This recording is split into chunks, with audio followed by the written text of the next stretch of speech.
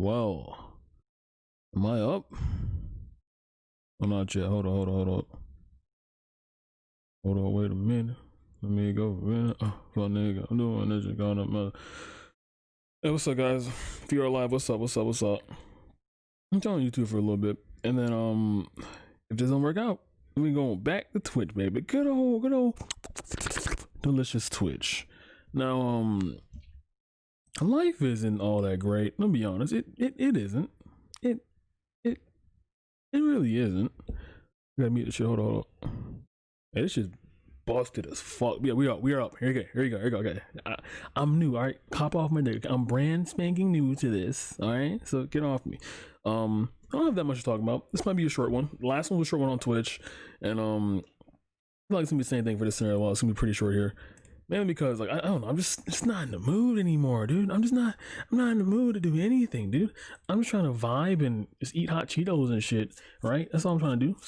But like, life's saying, hey, fuck you. You don't deserve any of that shit. It's just, oh man. But yeah, I am here. What is up? But yeah, what's the name? So I do want to talk about, I guess one thing is I didn't go outside today because I had so much outside leanness going out for the day before. Yesterday that I'm good for like a month. That's essentially how I am. Right? I told you that before. I was like, if I exercise for like a day, I'm good for the entire month. Like I'm good with that feeling. But speaking of exercise, I might have to get on doing that in the middle of this shit because like I've been on that grind for quite some time. I need to get back on that grind, baby. But yeah, currently the RNC is going on right now. And from what I've watched, it's a thing that exists on this planet, and it's so depressing just seeing like real life, ground shaking, historic fascism just happening right before your eyes. And I don't know, I just succumb to it at this point, right? I just succumb to it. I just almost am expecting this to happen because like the worst case scenarios did happen like not too long ago, like literally yesterday, and it's gonna keep getting worse because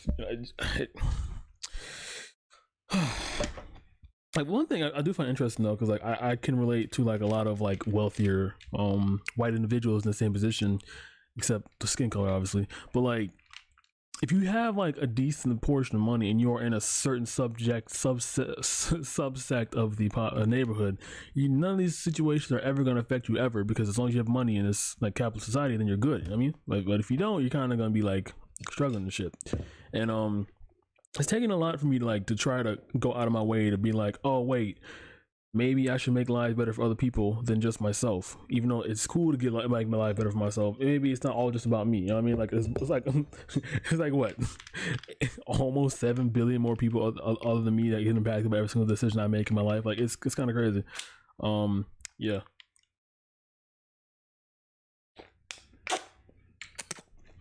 But yeah. I mean, here's the thing, right? Like I like talking politics. I think I had like basically almost like a borderline like hour chunk long stream talking about like how certain phrases are racist, and I had to fully explain what that meant because like the person who said the phrase didn't really necessarily grasp it entirely. But yeah, I can do it, but it's just like, so it's like this, right? So it's like fuck, I'm gonna relate to being black, but I feel like no, fuck, I don't do that. So like being black, right? So like you go outside, being black, someone's like, oh, I love your hair, and then they want to touch it, and then you say no. It's like, oh, that's being mean. I just want to touch your hair, and you got to be like, I don't want you to touch my hair, because like everyone who's again curious to touch my hair for some reason wants to touch my hair, and it's a very weird experience. I don't want to fucking involve myself with that, but like, oh, you're being mean, Drew. I just want to, like, you can touch my hair. Like, I don't want to do that. Like, it's just very weird, like that authorization and fetishization of black people in general, like how they just want to, like, it's kinky, it's soft, it's fluffy, like that type of bullshit, right? It's just dealing with that consistently to the point like I don't want to like have any backlash bringing that up, but at the same time I'm gonna get backlash for just existing, so it won't even matter like worrying about that preemptively regardless. So yeah, basically I'm just paranoid. Okay, basically I'm just like dumb paranoid, dude, like at all times. But yeah, I forgot my math class. I was cooking dinner today. That's very poggers. I got a job to apply for tomorrow. Again, very poggers. I love money. And also, oh, my shirt. Oh no. Hold up. I didn't even notice my shirt.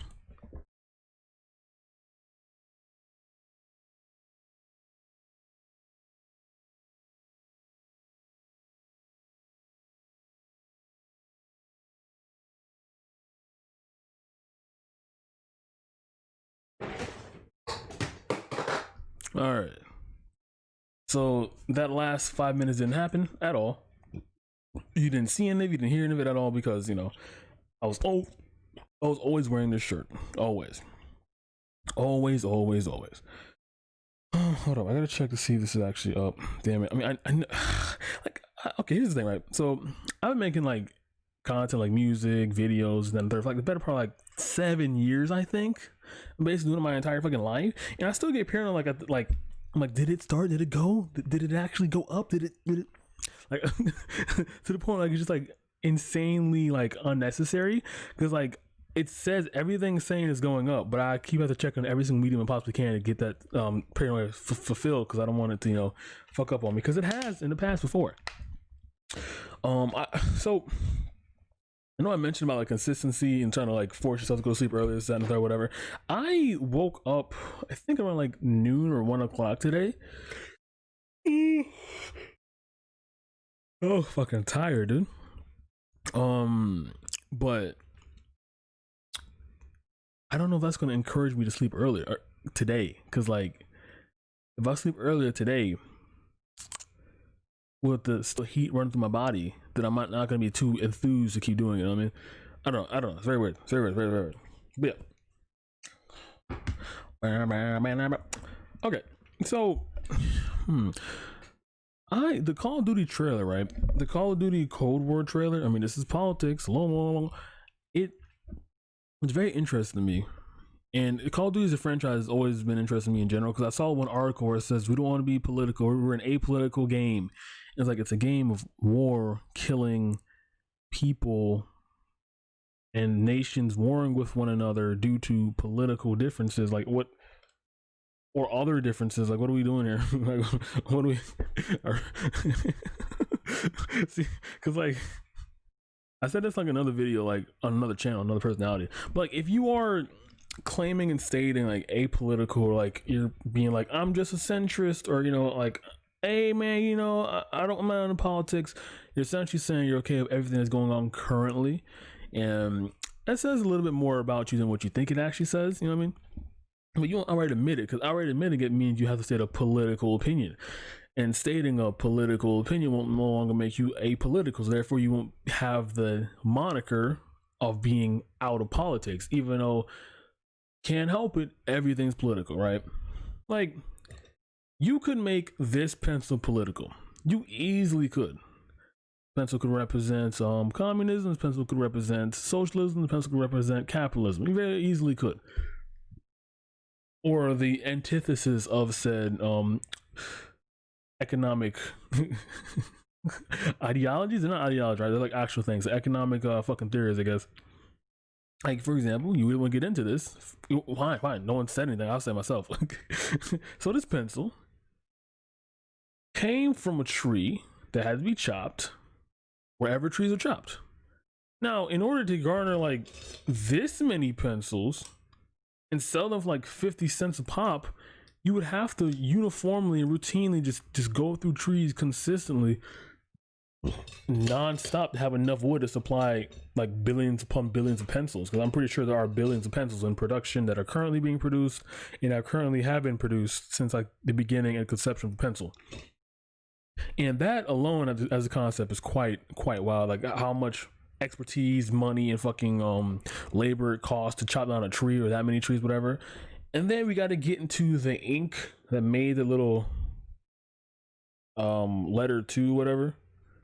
If we get into that ink is made from, what is ink made out of? I think it's charcoal, some shit, right? Whatever ink's made out of, you have to synthesize that and make that. You have to get your own people with labor and fucking expertise. You got to market that ink to sell to this specific company, then who put the ink on a pencil. You also got to get a fucking whatever this machine is to put the text on here, and you got to make the machine to make this. Basically, what I say is like every single part of this pencil is like uberly expensive, requires like immense amount of labor, and we haven't even got into the making of the pencil yet. Just like gathering the materials to get to the process of making the pencil is borderline like fueling like millions of jobs alone. Like and then you got to make the pencil. You got to find a factory that can like clean and fucking take care of wood to the point where it becomes like this polished ugly piece of crap. And you also got to refine it to like a perfect length. You got to like have like scientists come on board to like analyze how long a pencil should be in comparison to the average human hand, and you gotta like conceptualize the ideal form. You gotta also put the graphite in there. You gotta mine the graphite. How's graphite made? Graphite's mined, right? I don't fucking know. And you gotta make the eraser, which I think is made of rubber. No, I ain't gonna fucking eat it. But yeah, a lot of shit goes in here, and like all that is capitalism. And well, no, you can say that because like all those workers who were working there, they didn't have that much say or that much power in the workplace they're in. They just work for a paycheck and then leave because they don't own the means of production. The man at top, or the men, or the sometimes women, all female CEOs at top own the means of production. Therefore, they get like a vast majority of the profit from said labor of the workers and the product that is put out within itself. So yeah. Pencils are capitalist. So therefore, if you if you use a pencil, you are a capitalist. That's how it works. That's how it works. Oh man. Police are bad. Hot take. Yeah. What's the name? I don't. Well, last stream I feel like I got on tangents very easily. I think it was like 3 or 4 a.m. and I went to town on the hog of my choice. I thought it was very easy to do so, but now I'm like struggling, dude. I can't like, I'm too tired to come on like random like rainbow bullshit tangents like I used to, bro. Like I feel like, okay, any people who are over the age of like 20, you know, the old fucking people on the internet, apparently that's according to like people under 20. You're actually old if you're above 20. Like you lose energy in a sense where it's like, I was about to say because like you don't care about like meaningless things that much, but I can't accurately say that because there are people who are like mid to late 30s who still like go on about K-pop drama or like even Shay Dawson drama or YouTube drama in general. Like those people exist. So to say like growing older would make you like avoid all drama and shit is just like entirely innocuous and just like giving too much credit to the boomers. But boomers bringing insults is also like proof of how like you just become less aware, I guess, of things in general. I don't know. Like I like here's the thing, like because like I'm biased. I am getting older, so like I don't really know what it is like to lose things entirely as an older person. That being said, though, goddamn, this chat is burning my retinas. Holy shit, dude, this chat is burning my goddamn retinas. It's like on fucking bright mode and shit, my dude. Fucking dude. Sorry, I'm just holy fucking shit. What up? Okay. All right. Yeah. So. Yeah, I just. Anyway, my whole point was like people who are getting older. Like, how does it feel? Like, what are you truly feeling? Like, what? Because like right now, I'm getting immensely tired by just thinking about existing on this planet, and I kind of don't want to get on that shit anymore. Like, it's kind of like, you know what I mean? Like, I want to get enthusiastic about shit. But as time goes on, I'm like, oh, well, there go my taxes. Oh, well, there goes my fucking life. Oh, well, there goes my wife cheating on me again. I'm like, just like that wouldn't happen. I'm just saying, like, it's just like, oh my god, like yeah, I guess it just seemed less interesting because I can't really like fully go into detail or extrapolate what I truly mean, like. Other than just saying like, hey man, being old means you get tired. I'm not like exactly old, but like, you know, old enough to the point where it's like, goddamn brother, get it. What are you doing? What are you actually doing? I mean, like, that is the age I'm at right now. Yeah, it's just yeah. The way I'm using this to vent consistently I've mentioned this like literally yesterday, but it feels like it's almost like a pseudo therapy session. I say pseudo because there are certain bones in my closet that I don't want to let out entirely, so I'm like just shooting the shit, whatever. And it feels kind of great. Okay, it feels like I'm releasing everything into the wind, and while I'm doing that, I'm also able to rewatch some of my wild, vapid thoughts that I did have at current times, and essentially have enough courage to keep it up, vault and key on a channel that could consistently log all of my insecurities and actions. You know what I mean? Like I'm basically like it's like my fucking will, like a video will, essentially. Like everything is going, fucking everything must go. So I mean, like, it's kind of crazy. Oh man. Oh fuck, dude. And then falls down. Oh. Bro, what in the fuck, dude? Like, let me tell you guys something, right? My sleep schedule is so fucked. I took consideration for a job that was like a 6 p.m. to 5 a.m. shift, but here I am, tiring out, passing out at 11:30. Only a fake man would pass out at 11:30. Jesus Christ, am I even real, dude? Like, come on, let's be honest here. Let's be fucking honest here. I don't know why I'm like being so gassed all of a sudden. That's kind of crazy. Maybe all this talking. You know what? Fun fact. I only said like 10 words today. 10, 11 words today. And I come on here and I spit like 200, 2,000, 20 million words. And then that's just the end of the fucking show. It's just like, you know what I mean? I find that interesting, this concept, right? Like, you have like the most reserved, quiet people in existence, who just go about on the planet, just not say goddamn word, and you get them in private and they like just go off. They just go the fuck off. And I feel like they're not that they're compensating, but it's like the whole introvert versus extrovert aspect, which sure we can get into that actually. So because I don't know the exact, let me look up the exact definition for introvert extrovert quick. Hold on, because like before I even go on that segment, before I make that a thing, because I should look that up, right? I mean, fact checking is pretty good, folks. If you're not fact checking, you better quick to lacking. You feel me? Let me see. Intro or definition equals a shy or a reticent person or reticent. All right, extrovert. Outgoing, overtly expressive. Okay, so let's make this a second one. Introvertism versus outrovertism, or is it extrovertism? God damn it, I already messed it up. Jesus Christ, man, scrap this shit. But I feel like because the definitions are literally shy and like outgoing. Basically reserved versus like outgoing. And I feel like because no one is 100% concrete anything. There's a nuance to literally anything you could think of whatsoever. Everything is nuanced because like everything is social construct, therefore there's no concrete thing of anything whatsoever. That being said though, there are outliers. But like for example, like the typical stereotypical like 7-hour day on social media Andy, who is an introvert, has extrovertive expressive times when it comes to like talking to your friends on the Discord or tweeting like very loud beefy tweets, like quirky quote tweets like, oh yeah man, you wouldn't talk shit if I chop your nipples off, like that type of bullshit, right? That's very like outgoing and combative essentially. Like no shy person will like go up to a person IRL and you wouldn't call them introvert. No.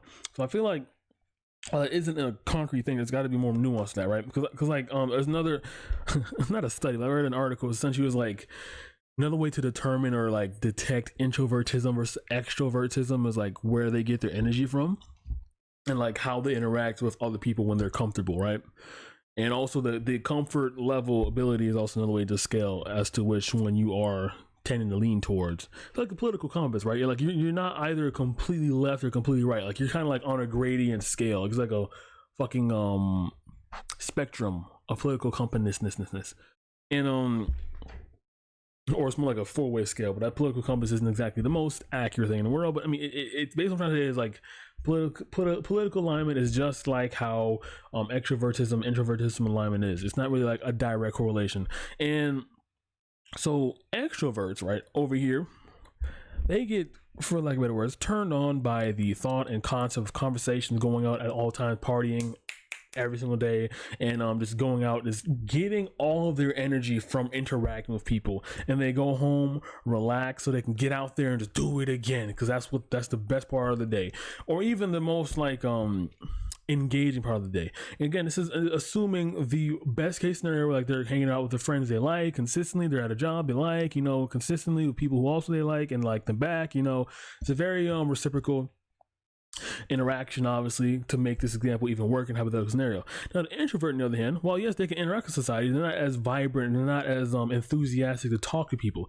They can still show the same range of emotions an extroverted person could have, but they're not going to be like very how do I say this? Like personally motivated to keep going with things the way they are, right?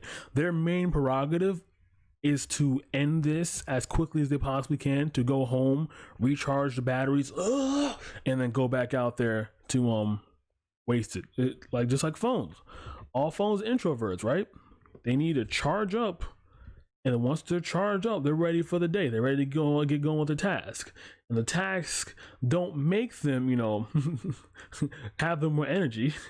It's the going to the place you need to charge to does. You know what I mean? It's just basically like that. That's basically how introverts work. And already it's like, whoa, what the fuck, bro? What the fuck? Why is that so concrete? It's like, that's not exactly like it's like the most extreme end essentially, right? Because like most people are kind of a mix of both. Like for example, I feel like 80-70% of conversations in the outer real world, I'm not truly like trying to find myself in at all times, but at the same time there are some conversations where I would just like go for hours. I was like, oh yeah, fuck yeah, dude, and I went to the moon and I like pissed on that bitch, got some moon rocks, mixed it up in there, and I made the COVID vaccine. Like it's like I can do like that, right? I can be really into conversations as an expressive, enthusiastic, extroverted person would be. However, that conversation would drain the fuck out of me, both physically and mentally, and that would cause me to be on a cool down period for quite some time, because while again I do have extrovertive and very, very, very enthusiastic personality traits, it's still costing energy to exude those vibes. I almost fucking vomited. Holy shit. Dear God, I almost fucking vomited. Yep. Because that exists, that would make me an introvert who tends to have an extrovert, who has extrovert type moments. Like I'd be like center right if the introvert extrovert scale is like right or left, right?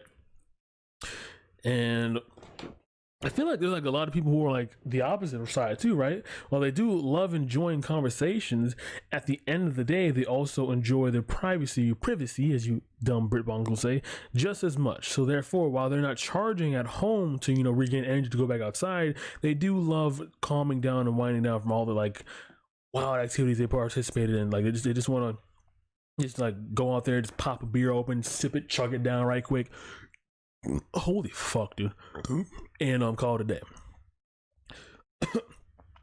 Also another thing too is like introverts as a concept, they tend to okay, so the mind is like a maze, right?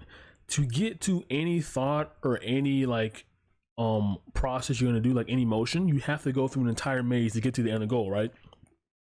And I feel like introverts, they have to go through this maze, but every time a wall pops up, they just can't go through it. They have to like think about the wall before they even get to the final goal, which is saying, hello, how are you? My name is Tom, right? And then the goal will be like, wait, does he like me? And then you'd be like, it doesn't fucking matter. Wait, why is he looking at me like that? Doesn't fucking matter. Wait, why didn't he give me a hug? Doesn't fucking matter. Like, you have to go through these and make you hesitant, make you like less likely to participate in conversations and the third, because those barriers are trying to block you from the end goal, which is participate and engage in the conversation. Now again, this isn't particularly bad because these said barriers can be like a spidey sense. Essentially, they can like caution you for shit. It's like, oh wait, I should be cautious in this specific situation because I don't know all the details surrounding this, so therefore I should handle this with great care. And the best case scenario to handle something with great care in the specific instance of conversation is to just not have it in general. Therefore, like those barriers won't have to be questioned consistently on the spot. You can just like avoid doing that. Again, That's how introverts work for the most part, I want to say. It's more along the lines of like they don't particularly look for conversations, but when they're in them, they will engage themselves with it until it ends as quickly as they see it fit. Well, extroverts, they look out for conversation, they want to latch onto that as long as they possibly can because their source of, I guess, soul income. I can't fully explain it without sound like a fucking psycho lunatic, but yeah, basically like if like a soul, if souls were a way you recharge, so the dark souls, and the way extroverts would get souls, you talk to people, suck up the energy. Introverts, they need to suck up the energy of just the silence, and that's how they become recharged and fully revitalized to go about their day the next day. Okay, that tangent is done. Like I'm all out there. Just gonna end that one right there. Boom, bang, bang, bang, boom. So yeah, I think So tangents are essentially like you just go on random thoughts, whatever. And if you grab onto that thought, and just drive it like just right along the entire time, and you go wherever it leads you to, and you end up having a conversation that you never truly thought about until this exact moment. Kind of poggers. I'm not gonna lie. I did have a knife here that I used to cut up open boxes, and the blade is kind of getting dull. I'm gonna have to sharpen this, but of course it's what's the name? It's a serrated edge, so I can't 100% sharpen it, but it's still like a reason to do so. Because the current climate with people of my skin color and cops aren't necessarily negligible or amicable, to put it that way. So yeah, yeah. So I mentioned Under the Dome yesterday, and I want to say Under the Dome, which is the book I have back there. It's quite interesting. I want to pull up a passage, like a random passage, and just like try to give you context of that shit to show you how much I remember about the story because it's that amazing, and also about the fact like it's just very detailed and just very fucking on the point, and it gets everything right on the nose. You know what? I'm gonna get it for you right now because technically speaking, we're in a COVID dome, right? We cannot leave anywhere because if we do, then we're just gonna get fucking clapped up. Wait, what happens if we leave from the United States? What the fuck happens to us? I'm not condoning it. Don't do that. Do not do that. But I'm trying to say, like, what happens if you leave the United States? Does it like do you get fined or something? Do you like, I don't know.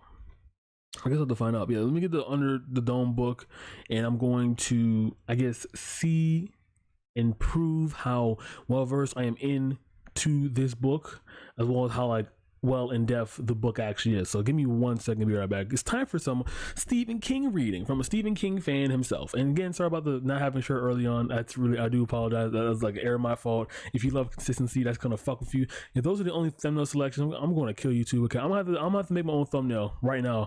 You know what? Hold on. Spicy hot take, right? If YouTube makes any of those black shirts one of my thumbnails, I'm gonna be forced to start making thumbnails. And dude, that would require me to download this Photoshop software that I had on this computer that isn't necessarily one of the best running computers in the world. So that's not ideal, but hopefully, it doesn't fuck up the way. But yeah, anyway, let me go ahead and get that book record. Give me 1 second.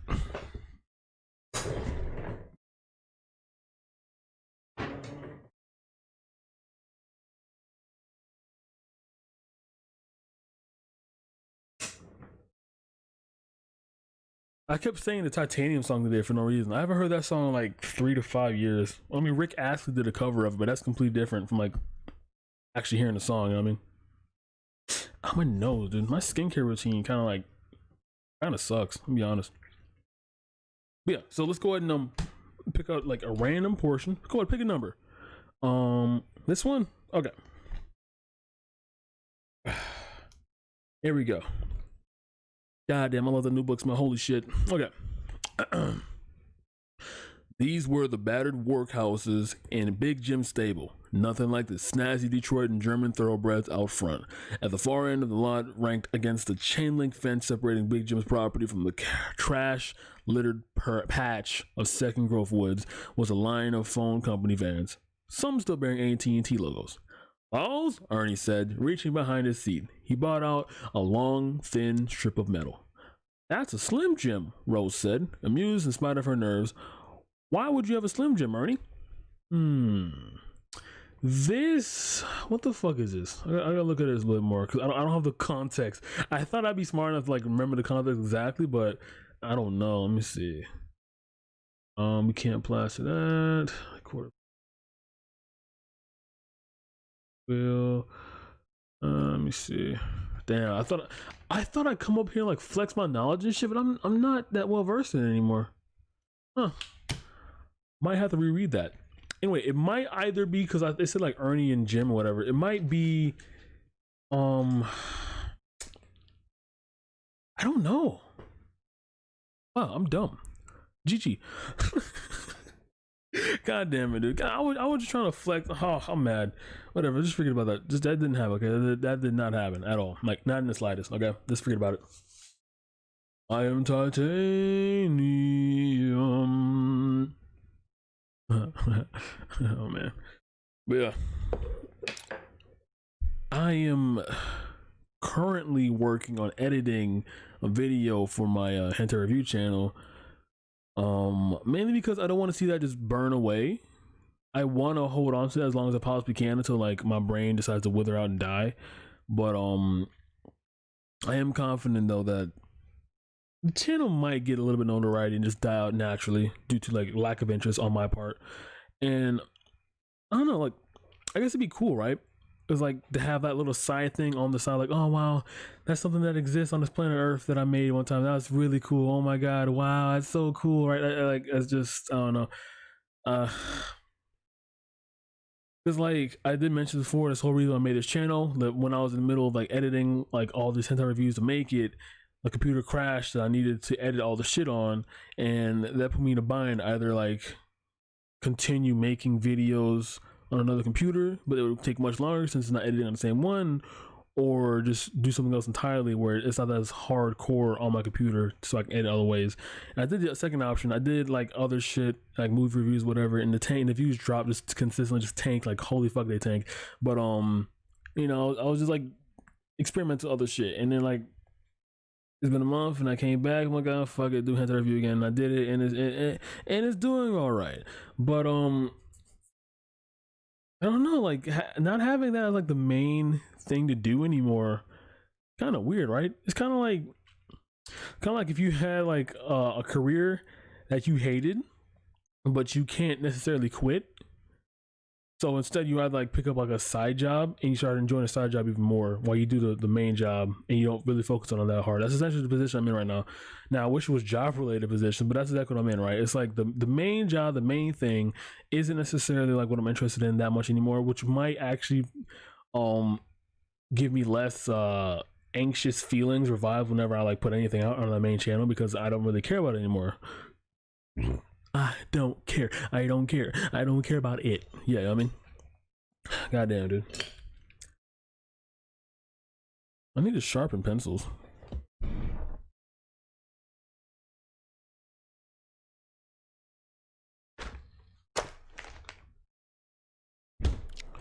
I can't find the goddamn pencil sharpener, bro. Holy fuck shit, brother. I can't find the goddamn pencil sharpener. What the fuck wrong with me, brother? Goddamn, bro. What the fuck, brother? Goddamn it. Holy fuck.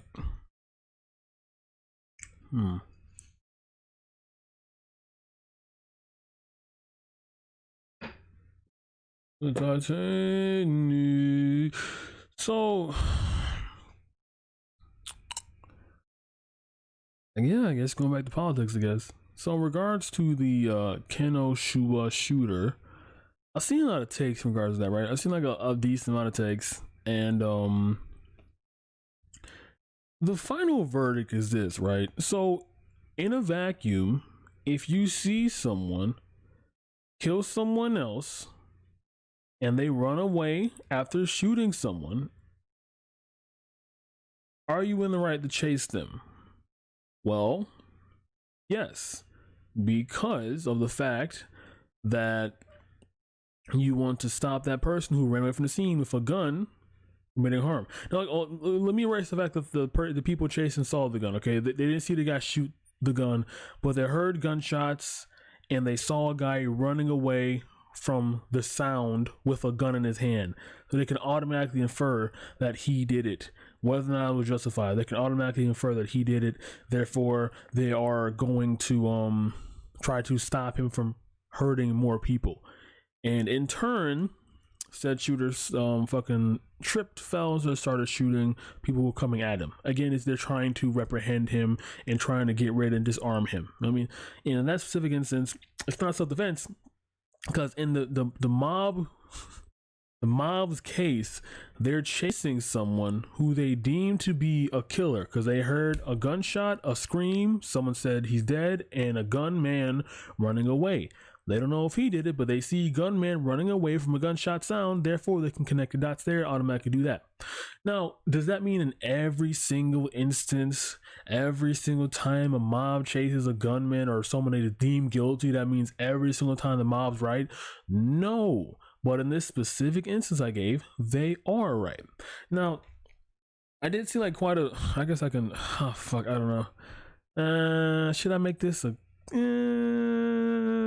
no. I've seen,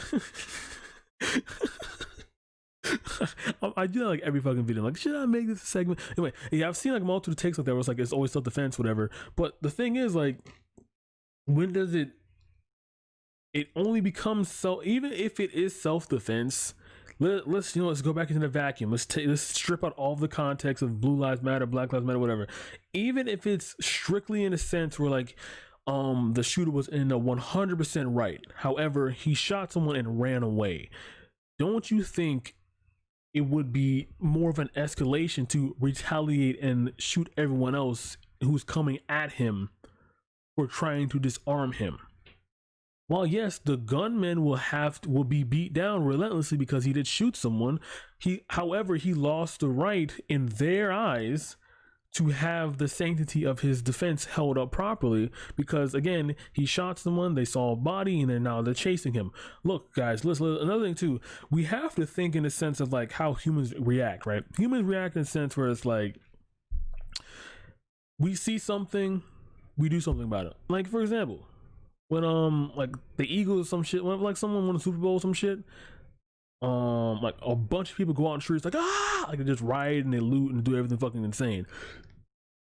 Now, while in all that shit's happening, you get caught up in the hype of it because we're very human, we're very like social creatures. We love like interacting with people, and like subconsciously we just like get into that because that's how humans do shit. Is that always right? I mean, do humans always do right things? That's kind of like a legal argument, technically speaking, but morally, is following your, I guess, like social craving, like instinct, always the wrong thing to do? Again, the social aspect, that's subjective, but regardless, my point is like, if people hear gunshots, they either can run away or try to stop the gunman from killing more people. And some people certainly did run away, and some people certainly tried to stop the gunman because they don't want other people to die, because they saw another person die, and that's the whole defense of that. Now, with that vacuum in there, we can clearly still see he's in the wrong, and the mob are in the right to try to stop him, because this is a very simple school shooter scenario. Now, let's put the context back into this, right? Before we even like put the context into the whole entire situation, we kind of have to explain what both sides are, right? Because like, if we don't, then it kind of sucks. So the both sides we're explaining in regards to the Kenosha shooter is the Blue Lives Matter and Black Lives Matter, right? And I feel like you have to describe Black Lives Matter as I guess a concept first before we even get into Blue Lives Matter, because if you want to be technically honest, Blue Lives Matter did not exist before Black Lives Matter, so we gonna have to do it chronologically. So I do believe Black Lives Matter started in the Obama, I think, administration, like the Ferguson riots, as they call it. That's what truly sparked it. It might have been sometime earlier than that. I don't remember the exact time frame when Black Lives Matter started. Same thing with Blue Lives Matter. I don't know when that shit started, but like it basically started as a reaction towards the injustices that they saw that were happening towards Black people disproportionately, in the justice system, right? And they're like, you know what, fuck it, we need to put awareness out here that Black lives should matter, and that's the whole slogan there. Now, they protest consistently. They're like, hey dude, listen, all we need to do is let you guys know that cops are killing us disproportionately. They kill us for just having a criminal past. Even if they didn't know the criminal past existed, they still kill us. Maybe we should stop doing that. Maybe we should reprimand people who do that like just with no punishment. Maybe we should punish them. Maybe we shouldn't encourage this type of shit. Maybe we shouldn't pat them on the back every single time they kill someone. You know what I mean? Like there is an officer who shot someone and claimed PTSD. Is now getting paid, I think, like $20,000 a month or $2,000 a month. I don't know the exact time frame, but he's getting paid a decent chunk of money for PTSD for killing someone. I don't know the name of him exactly. It's pretty easy to look up. I probably should look up beforehand, but my point is, like, there is a clear imbalance when it comes to like the police itself as a system and like how basically how authoritarian it is, right? It's essentially made to protect money and people who have money, and everyone else who isn't that or doesn't have that stature around them, then they don't deserve as much protection as people who do. I mean, and now the one thing I will have to mention though in regards to Black Lives Matter, of course, is the 1350 meme. I did explain this decently well, I think like a couple streams ago, when someone was like saying like, oh, street culture, gang culture isn't black, but I was strictly talking about American sense. If you go like Europe or whatever, when you say street or gang culture, it probably could be like some like fucking Slavic Goonies. I don't give a fuck. But specifically for our American wonderful senses, street culture, gang culture, basically like just saying the N-word consistently, and it's synonymous with black and black crime essentially. And 1350 is basically like, despite making 30% of the population, black people make 50% of the crime or violent crime, or however that statistic goes exactly. And yes, sure, that is true. And whenever someone mentions that, usually they are trying to reference that all black people are violent, therefore any murders that happen to them are justified. Which in that case, yes, that is racist. However, the way they just say the numbers, they can just be like, well, I'm just saying facts. Facts can be racist, but the way that you're implying said facts does tend to lean towards you being heavily racist. Like, for example, I could say, did you know, despite making up 50% of the population, men make up of around approximately 90% of the violent sex crimes that happen in America? And saying that alone is just a fact. Facts aren't sexist. Facts aren't, no, I don't hate men. I'm just saying facts. I mean, but like clearly I have a bent there, right? The bent is proving that men are disproportionately sexually aggressive and tend to lean toward having sexual crimes done to them and committed to them. Not done to them, but like they tend to like do it more often. Therefore implying as well that I hate men because they are scum, because they are committing so much crime. There's a lot of implications in such like a very small sentence, but that's how like these dog whistles, that's how these like very small, subtle, like racial just like tiny nerve bombs drop when people without them even realizing it, right?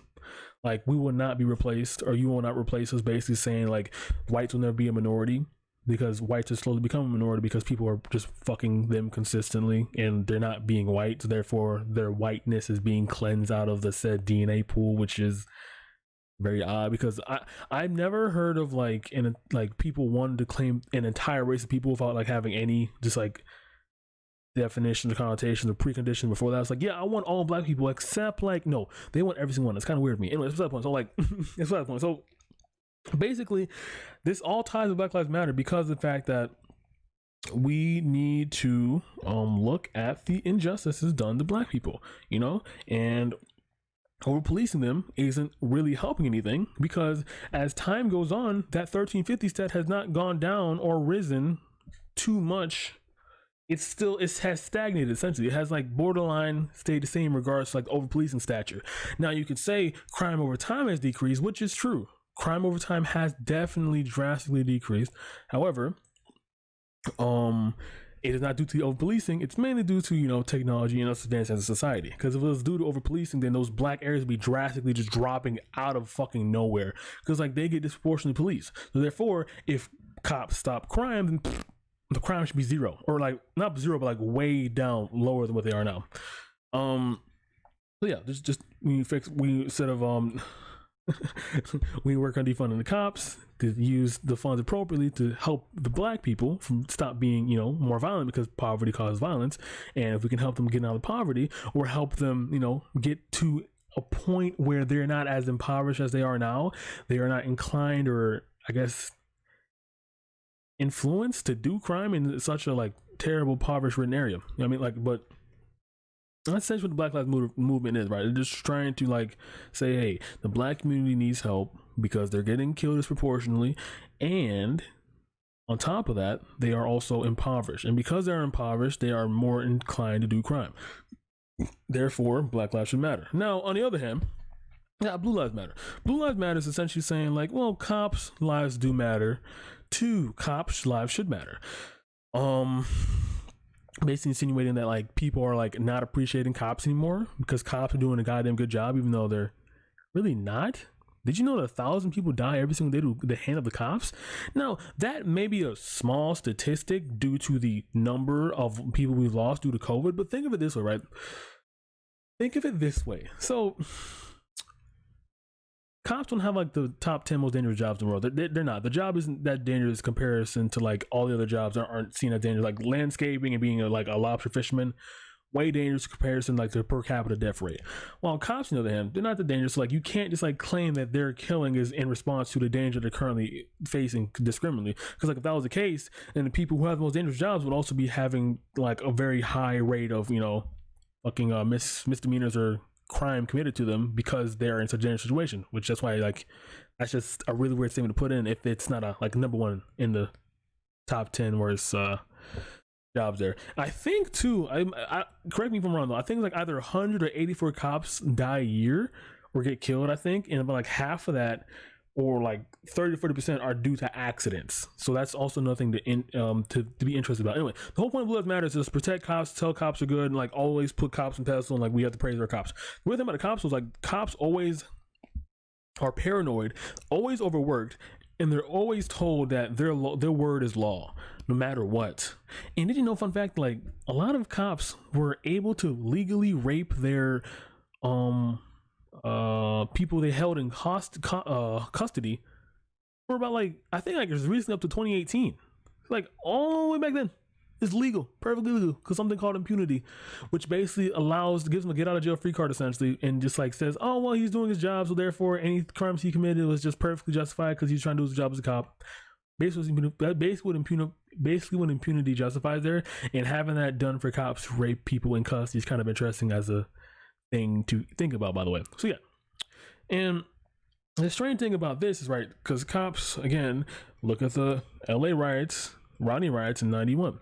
They are known to hunt down people who are poor, one, and people who aren't white, two. They are known to do that. That's discriminate what they do because they follow the stereotypes of the olden days, or the days that never died technically, of where blacks are always committing crimes, Mexicans are all legal immigrants, and Asians, I don't know what the negative stereotype of Asians are exactly in the cop's eyes, but they're not white, so therefore they're less than white people.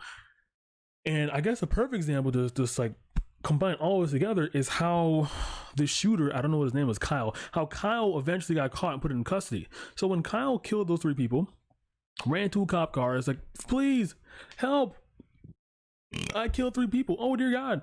And the cop didn't arrest him, they didn't like shoot him, James Blake, they didn't like tackle him, they didn't run him over, they didn't tase him or anything. They're like, hey, can you please stop running to the car, please? That's my only concern as a young kid coming at me with a fully loaded gun who has shot bullets that I've heard him shoot because I was in the vicinity. Please do not come touch my car. And he comes to the passenger door and they talk and have a normal conversation, and the cops drive away. Now, if you compare that to James Blake, who's permanently paralyzed, I don't know if that's his name exactly, but yeah, he's permanently paralyzed, got shot in the back 7 times. What's the difference there, right? The major difference is that one, the white kid had a gun, killed 3 people, or at least in the cop's eyes, heard someone shoot a gun and he has a gun and he's saying he killed 3 people, gets away. Or James Blake walked to a car of his kids, gets shot in the back 7 times. Like, the only difference there, well, there's like a multitude difference, but the main difference there is that one's white, one's black.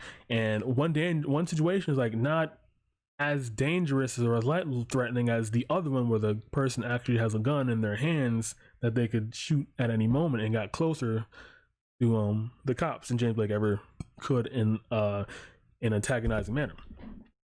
Now, there was like the whole concept of like the shooting and shit, it's quite insane to me because The Blue Lives Matter aspect is white supremacist in the sense of how it upholds the cops wrongfully hunting down of other minorities because they think they are criminal. You know what I mean? Like how ICE works, for example. ICE says they're like exporting millions of illegal immigrants consistently, but in reality they're just hunting down citizens who don't have a piece of paper that says they're a legal immigrant.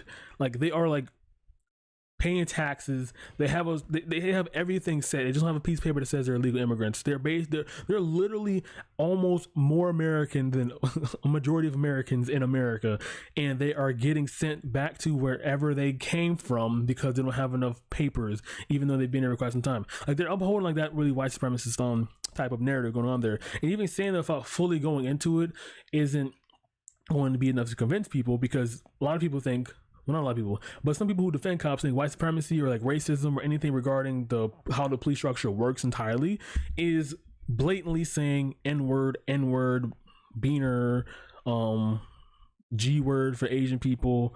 They're all bad. You deserve to die. That's not what racism or implicit bias is, or even white supremacy is. Exactly. I mean, like that's not how any of that works.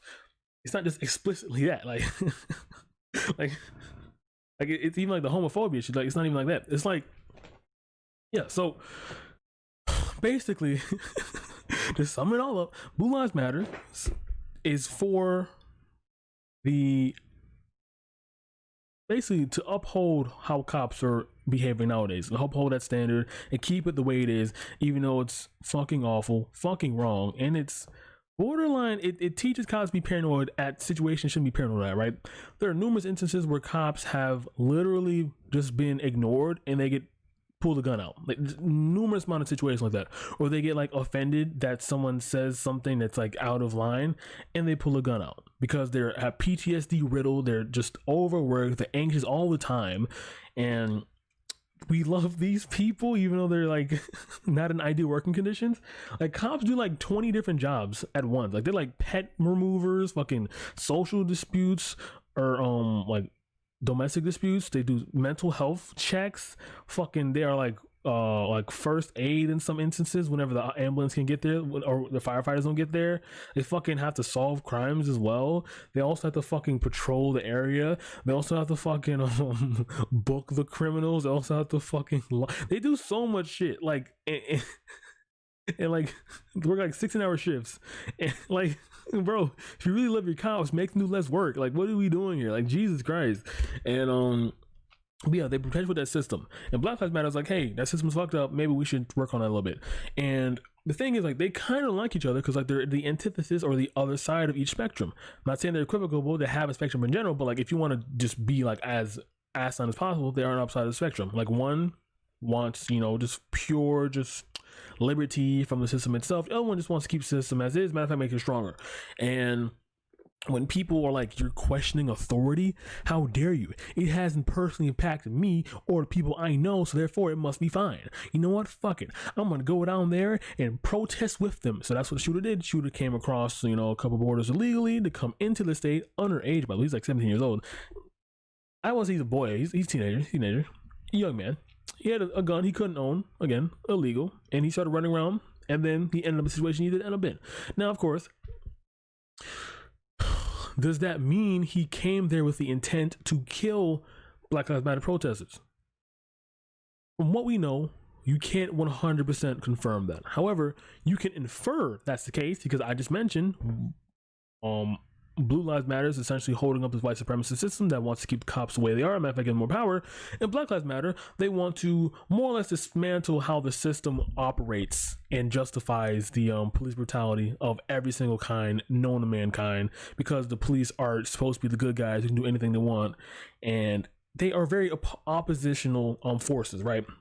So if you go to counter protest anything with malicious intent, again, this is assumed here, and you have a gun there and you're running around, then it's safe to say that you're going to put yourself in a situation you're going to have to, you know, defend yourself and kill people because you're there to incite something. It's like, I guess the best way to cap this off is like, imagine me being an anti-Nazi person, because, you know, I don't like Nazis, fuck Nazis, and I go out there to a Nazi rally.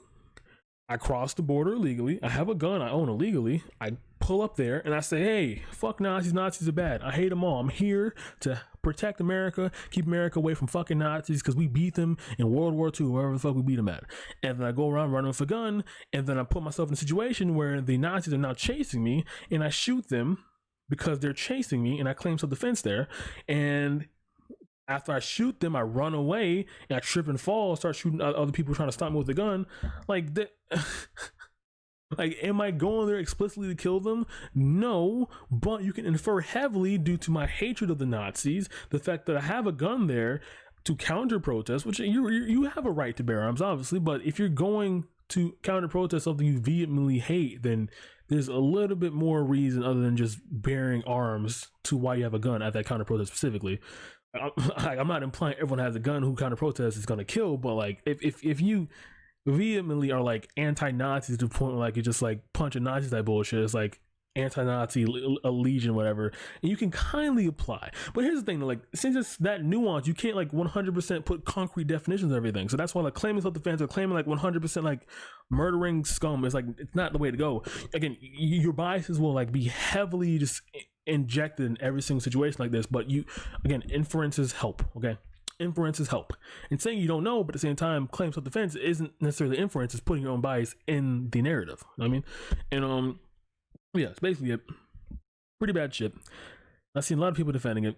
I mean, it's typical though, right? Because like, it's more along the lines of like team sports at this point. Like if my team ends up killing your team, then my team won that battle. Yay, let's go team. I mean, like, it's just kind of crazy. America is burning to hell, and there's nothing to stop it. That's a pretty long video. Holy shit, it's a long video.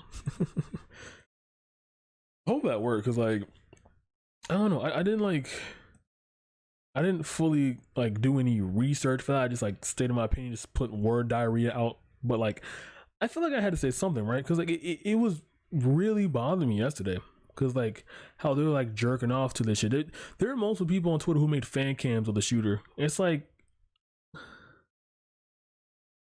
I feel like if this was a school shooting, there wouldn't be this much celebration. However, since it's a political battle, they're celebrating not necessarily him killing people, but him reducing a member of a political opponent. No, a member of a person who was a part of an ideology that was opposed to mine. Therefore, if he's reducing that number, that makes us stronger because we have one less member to deal with. That's how they see it. That's how they view it as. They don't view it as like a death or a murder. They view it as one less opposition to our cause to, you know, support the police in keeping their unjust systems running. And since they consistently view it as a game, they will also have no problem in inciting wars on a daily, consistent basis. I'm talking about more conservative people here. And because of that, it's kind of hard to deal with them, right? Because you can't speak to them on a moral basis because they don't really care anymore. Or have they really care? That's a great question. They don't care. Like, they can veil it under jokes or some shit, but at the end of the day, they really don't want a war because that would take them out of their comfort zone and put them in a pretty much a do or die situation. Like, you either have to defend your beliefs or die because you didn't. You either have to defend your beliefs and die, or don't defend them and just be in war within itself. It's very, very foreign concept. Like, I'm pretty sure the people in Civil War, right? Like, the people talking shit in Civil War, like, haha, I'm gonna fucking kill you, got them Union members, and the war happens, like, oh shit, god damn, like, yeah, slavery's bad, but holy fucking shit, I wasn't this. Oh my god! I mean, like, they're not that passionate about it. I'm not either. I'm gonna be honest. Like, what the fuck? I don't start a fucking war. But inciting one consistently isn't going to either solve anything or make your point seem more logical. It just seems like you are just fed up with people opposing you. You just want your opposition silenced, and you want only your position and opinion to be right. Now, again, this is very weird coming from a freedom of speech person, right? Someone kills someone else for going out there expressing freedom of speech. But again, they don't care about that because they see it as self-defense, therefore it's justified. Therefore, anything I say after that, you know, trying to like bring up the morals of said deaths that happened, will be nullified because, hey, he's out there defending himself. You know what I mean? And again, back to the school shooter scenario. If this was a school shooting, the people who would only be defending this are like edgelords who joke about every single like atrocity that happens. And they're scumbags of an entirely different degree, but that's beside the point. Like, they wouldn't be like outright like saying he's my president now. Oh yeah, this is my favorite boy. Oh yeah, none of that shit is full of school shooter. You know what I mean? Like, it just won't be, because the kids, they're kids, right? Like, what are you gonna do? Holy fuck! And also too, because like if someone tried to stop a school shooter and they died, while yes, there'd be some jokers who say play stupid games, get stupid prizes, at the same time, there wouldn't be a massive outcry saying like, oh well, the person who died deserved it. They saw a guy with a gun and they tried to stop a guy with a gun. I mean, he had a gun, he killed someone. What the fuck are you doing, dumbass? Like, they wouldn't send it to a school shooter, because we are praising people who stop others from school shootings. We're trained to do so. We're trained to either hide or fight in a school shooter scenario. And hiding should be our first prerogative. But if we can't hide, or if we want shit to end, then we have to fight, risking our lives to do so. It's not like they don't understand. It's just that, number one, they don't want to. Number two, they love seeing, again, their opposition dwindle in stature. And I guess my true fear just sums up to this final point here. When Trump wins this election, because he's going to win, because Biden has fumbled every single chance of attacking Trump, riling his base up, and making himself seem appealing. Every single chance he could possibly do it, he's done it. Every single chance. Instead of like bashing the Kenosha shooter, he said, "Keep America great again." He said, "Keep America great." Like, what? Dude, why do you want things to stay the way they are? What do you mean keep America? What? Dude, what the? Like, what the fuck? Instead of addressing, the medical issue going on with COVID and lack of testing, how to deal with that appropriately, and how also to make people afford testing accordingly, and how to make everything access to everyone else. Not necessarily Medicare for all, but it's essentially to the point where it's like his public option, whatever. But like, instead of mentioning that at his own DNC, he was saying racism bad, Trump very bad. Guys, vote for me because Trump is very bad. So that's two very, very big like pole shifts, right? If he said anything along the lines of like, I will help people in COVID by making tests more affordable, some bullshit like that. So if he lied to us and said, fuck it, I'm giving free tests out when I get in office for 4 years. Anything, just lie. Please lie, Joe. If you fucking lie to me, I would suck your goddamn dick. Like you can't even lie, and even when you do lie, there's really bad lies. Like, this man, Joe, you've been lying your entire life. The one time you get in office and try to run for president, you stop lying. Like, Jesus Christ, man.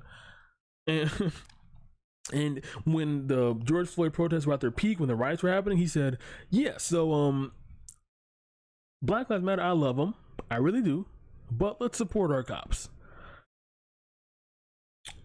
What? It's like, Joe, bro, just Listen. If Joe Biden loses, all I'm saying is it's his fucking fault, okay? It is Joe Biden's fault if he fucking loses, okay? It literally was his race to lose when he was up like 15 points in every single state.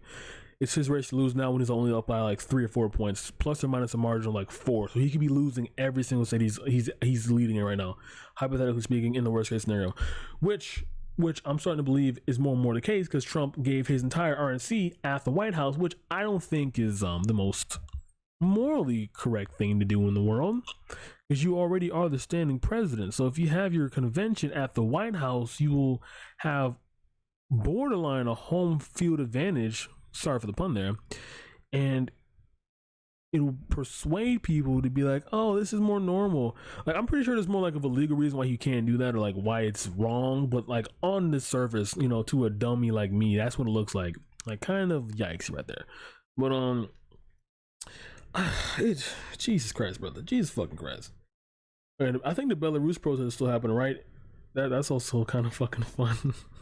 I don't know. Oh yeah, Poland. I think Poland had like some anti-LGBT protests or whatever. No, LGBT protests and anti-LGBT. Yeah, and yeah. So the world is burning up. Our planet is dying.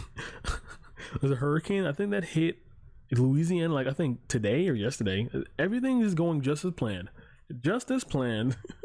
You gotta love it. You have to fall in love with this shit. You don't have a choice anymore. Genuinely. I don't know, man. I just listen, man. Listen. While politics has made me more of a cynical person than ever, it also has made me realize like how the world works and how things just don't improve despite me wishing it so hard, right? Also got me more like politically involved to do other shit, right? I also got involved with like other sectors that are like politically aligned with me to get myself like more in the field, for lack of better words, and to make it feel like I'm doing something. Basically, I'm trying to implement praxis essentially. So that's a cool thing to think of essentially. But yeah, while being a cynical person and having a negative outlook on the world is a very bad thing to do, knowing about the world is better because you are able to fully understand why things work the way they work, and also you're able to work accordingly due to that knowledge you have of the world working the way it does. Yes, I'm justifying you should watch more news. No, I'm not saying the news will make your life worse. As a matter of fact, it might make it better. But like there is a cost, right? There's a cost for like always paying attention to news. There always is. You have to have like, okay, a little short segment about this, right? Okay, so I just did like an entire video on fucking Kenosha shooter. I did fucking why Joe Biden sucks dick hole and why Trump will win. I did all that shit. But like one thing I will mention though is like why you should watch the news or keep up in politics. Here's the thing, right? So you living life, no matter what you do, even if you do nothing at all, everything around you will still keep going. Everything will still keep going. Fucking Trump will still defund the hurricane fund that'll help Louisiana, and Biden will still be a dumbass. This will also happen whether or not you put your shutters on or not. And wouldn't it be better if you knew what was happening rather than not?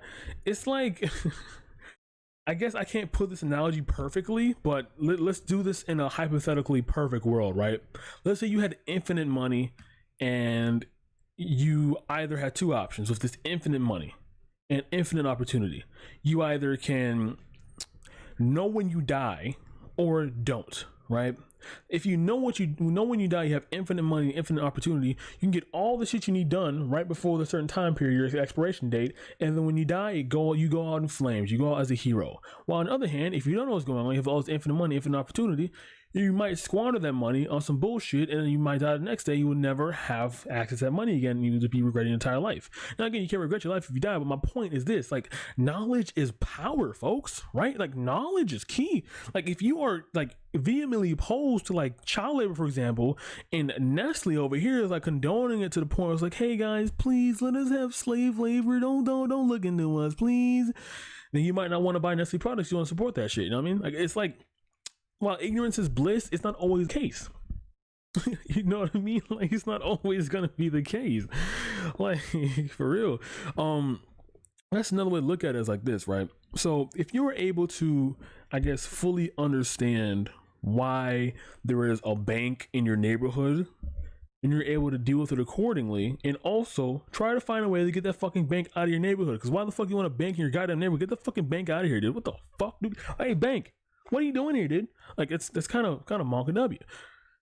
If you find out the policies, what to put it there in the first place, you're able to, you know, interact with it. Also, having a voice is very instrumental, because you are a member in society. You're being taxed. You're being fucking charged a life fee to exist on this planet Earth that you didn't necessarily choose to be born at. So you should be, you know, wondering where that money goes. You should be, you know, wondering who gets the money, and this report, like, this spreads it out everywhere, right? You should want to know where this information is going, because if you do, you're able to cast your vote accordingly, you know, to fix to where yours leans the most, like where your political lines lean the most, instead of, you know, letting your voice just go silent the entire time and not having any active activity involved with it. Now, of course, at the end of the day, not everyone can do everything politically. However, knowing as much as you possibly can is a major factor into becoming involved with it, right? Like, not all of us can fucking donate 20K or start a charity or even like travel around the world to spread the message of political whatever fucking bullshit you want to be a part of. But we can Fucking learn more about what we like, how we like it, and why we like it. Right? We can learn more about history, so don't repeat it again. You know what I mean? Like if for example, we see some bullshit of Trump saying communism bad, socialism bad, we can look back and see, I think, McCarthy doing the same exact shit and how that won him like so much reputation, so much notoriety, so much popularity because people were like pushing all the blame at the current time towards the communists, towards the socialists. So therefore, completely ignoring all the other issues that were self-inflicted issues that America caused towards themselves back in the 50s and 60s when the fuck that happened. And that's what Trump's doing nowadays. So instead of, focusing on the fact that our lack of testing is due to the lack of funding and interest to the CDC and people who are in charge of that shit, instead he blames it on the fact that China started the virus, and therefore if China never started the virus, we wouldn't have to have 100,000 people die. You know what I mean? That's just very like deflectionary tactic, right? Another way he does it is also to go like, well, hold up, guys. I see you guys complaining about, life being hard and shit. How about this? I give you some more money via tax cuts and everyone's happy, without realizing that said tax cuts will fucking just gut out the entirety of the social security system, which is necessary for older people to survive, which is a majority of his fan base, which is kind of weird to do that necessarily, but that's beside the point. So it's knowing more and more about politics will allow you to like decipher shit that it would basically, you basically find out when a politician would lie and then why they're lying and how they're lying, and knowing that information will allow you to go into the world a bit more well equipped than what you naturally are, right? And you're also able to apply that in the real world. Like, for example, there are politics that happen in the workplace, right? You can see how the boss man is being really friendly to like one other coworker, and like, why the fuck is that happening? You kind of find out the other coworker is out there, giving him information about the other workers not working as hard and paying her more because she's a snitch, right? Now, of course, this is a completely hyperbolic situation. However, if you're able to break that down, you're able to like do a real world example how like political knowledge you're able to apply in real life. Now, again, there are a multitude of reasons how you can apply political knowledge in the real world, because again, politics is real world fucking like interactions or whatever. But I'm not well equipped to give you every single example of how like politics just immeasurably and immensely help your life. What I'm trying to say is like, why the fuck would you not want to know what the fuck's going on? I get it, okay? I get it, okay? The news is depressing. People die every day, and they will show you every single body that's ever fucking died on this planet. They will show you that. However, knowing that is key to finding out how to avoid death as often, and also finding out as to who's causing all the deaths to happen, so you can shift the blame accordingly and try to hold them accountable and do praxis, right? Now, the whole aspect of like the death and the dying and depression shit, you have to grow a sense of like almost like shudders, but in a way where it's like you avoid being it's like compartmentalizing, right? Like whenever someone would tell you when you were a kid, like, oh, you better eat all that food, those poor kids in Africa are going to starve to death. And instead of, falling for the guilt of that obviously kind of fucking racist statement there, because there are starving kids in America every single fucking day, in every part of the country. What's the name? Because capitalism. Instead of doing that, you can be like, wait, but how does me not eating food mean the kids in Africa don't eat? Number one, me eating food here that is already made, is already in front of my face, or not eating it, will not impact them. And I can't send them the food because by the time they get it, it's going to be rotted. So what the fuck is the point of this? You're trying to make me feel bad for not eating all the food you gave me, even though I'm not fully satisfied. It's like that type of shit, right? It's like, what the fuck is my point? I lost my fucking point. Anyway, you have to grow a sense of like just being able to box everything out accordingly, right? Like deaths and shit are sad, but you have to come to a certain point of like, you can't go through life being like feeling the pain of every single death, because you won't be able to fully operate. You have to have a sense of rational selfishness to continue on just going through the news, right? For example, the hurricane that hit. Hurricane is really tragic, really fucking awful. You know what I mean? Really sad. But you can't let that ruin your day consistently, because if it didn't involve you directly, then your direct emotional reaction is almost unnecessary. I get it though, but I'm trying to explain this in a rational sense, but explaining emotions rationally kind of makes you seem like a sociopath. So I don't know how to go about this exactly. What I'm trying to say is, like,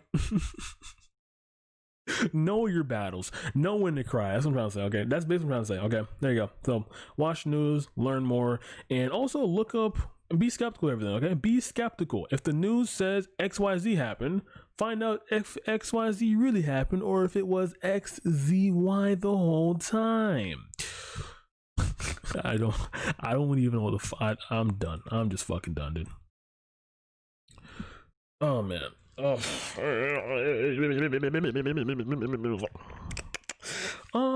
Yeah, YouTube is kind of fun. I might just like flip flop between Twitch and YouTube. I feel like Twitch is more it's easier to, I guess, do Twitch, because like the fucking YouTube chat is like burning my retinas. However, it's also easier to get the VOD to YouTube when I stream on YouTube. So it's very convoluted, very confusing. I know this is boring business talk from a man who knows nothing about business. I know. Listen. I hate listening to my voice too. But you know what? We're gonna end it there, okay? I haven't talked about politics as extensively as I did in that stream specifically. That was kind of cool, actually, right? The politics talk was kind of cool. I did fumble my words in some part, but that's mainly because I'm not really like that much of a speaker in itself. I'm getting more used to speaking in general, like in saying words and making them sound more presentable. But it's gonna take some time for me to polish my rusty vocal cords to get them shining accordingly. But yeah, I'll be on Twitch from here on out. I think I'm gonna keep going that way. And thanks for coming out, guys. Really appreciate it. See you guys next time.